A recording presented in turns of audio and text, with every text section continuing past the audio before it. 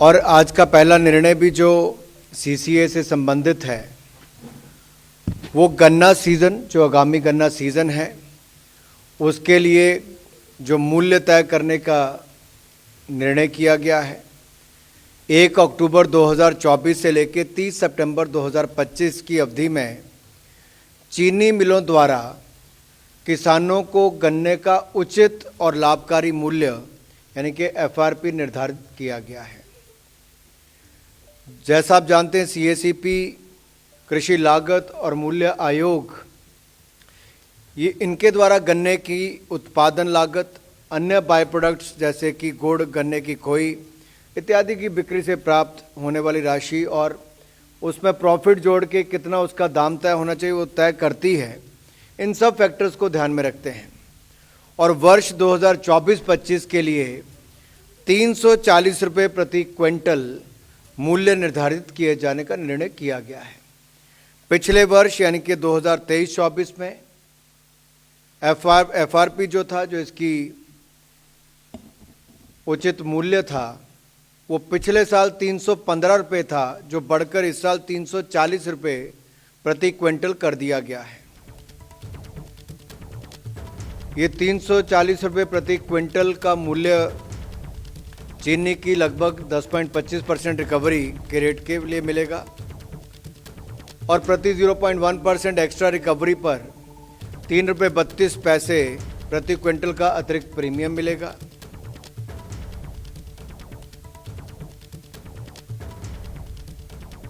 पहला निर्णय तो ये था जिससे किसानों के आमदन भी बढ़े और मैं एक आंकड़ा आपके सामने जरूर बताना चाहता हूँ।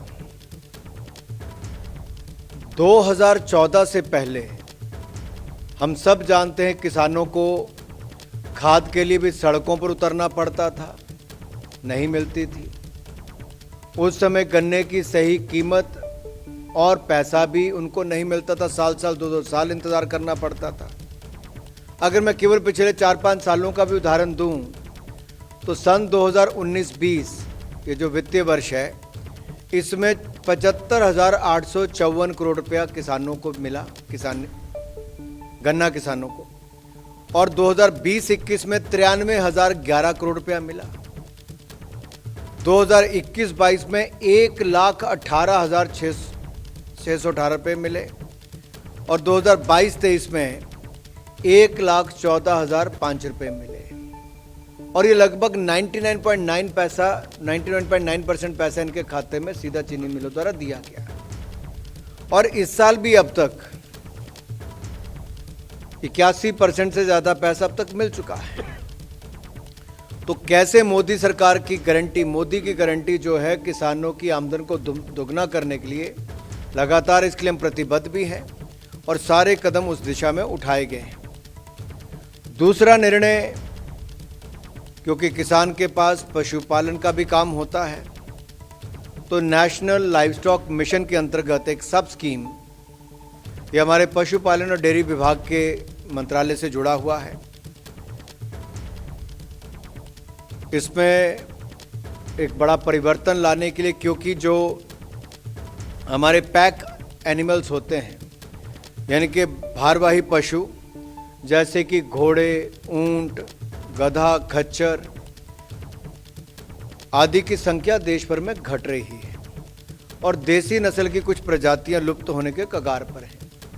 तो इसलिए पशुधन एवं पोल्ट्री की प्रोडक्टिविटी में सुधार लाने के लिए तथा फॉडर और फीड की उपलब्धता को बढ़ाने के लिए नेशनल लाइवस्टॉक मिशन चलाया जा रहा है और इसके अंतर्गत ब्रीड इम्प्रूवमेंट, नस्ल को सुधार करने के लिए ब्रीड मल्टीप्लिकेशन फॉर्म बनाने का काम हो रहा है। अच्छी क्वालिटी के फॉडर के सीड प्रोडक्शन और सर्टिफिकेशन संबंधी कार्य किए जा रहे हैं और इसके लिए एंटरप्रेन्योर्स के रूप में कोई व्यक्ति हो, इंडिविजुअल हो, सेल्फ हेल्प ग्रुप हो, फार्मर प्रोड्यूसर ऑर्गेनाइजेशन हो, फार्मर्स की कोऑपरेटिव ऑर्गेनाइजेशन हो, इन सबको 50% कैपिटल सब्सिडी इसका प्रावधान दिया गया है और जिसकी अधिकतम सीमा 50 लाख रुपया रखी गई है। इसके अतिरिक्त पशुधन का इंश्योरेंस और रिसर्च एंड डेवलपमेंट के कार्य भी किए जाते हैं। अब मैं इसमें थोड़ा विस्तार में अगर आपको कहूं तो पैक एनिमल्स जैसे कि घोड़े, ऊंट, गधा, खच्चर के ब्रीड मल्टीप्लिकेशन के कार्यों को भी लिया जाएगा और पशुधन जैसे कि पोल्ट्री और पैक एनिमल्स के ब्रीडिंग फार्म को स्थापित किया जाएगा। इसके साथ साथ देश में फॉडर की उपलब्धता को बढ़ाने के लिए डिग्रेडेड फॉरेस्ट लैंड तथा नॉन फॉरेस्ट वेस्ट लैंड, चारागाहों, बंजर भूमि में भी फॉडर के प्रोडक्शन यानी कि चारा के प्रोडक्शन के कार्य को भी लिया जाएगा। तो इसके प्रोडक्शन को प्रोत्साहन देने के लिए गोडाउन की सुविधा हो, रिसीविंग शेड हो या फिर ड्राइंग प्लेटफॉर्म या मशीनरी हो, इसके लिए भी कैपिटल सब्सिडी दी जाएगी। इंश्योरेंस को प्रोत्साहित करने के लिए सभी प्रकार के पशुधन जिसमें अब पैक एनिमल्स को भी इंश्योरेंस करने का लाभ मिलेगा। अब इसमें एक समान इनको प्रीमियम देना पड़ेगा।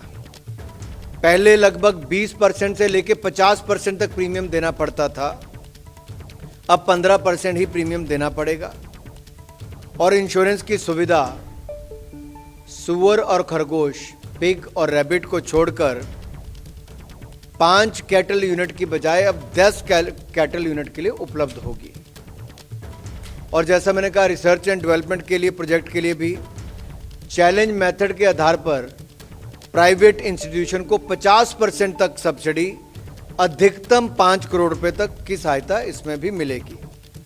इससे हमें लगभग 20 लाख से ज़्यादा किसानों को चारा के प्रोडक्शन के लिए, कल्टीवेशन के लिए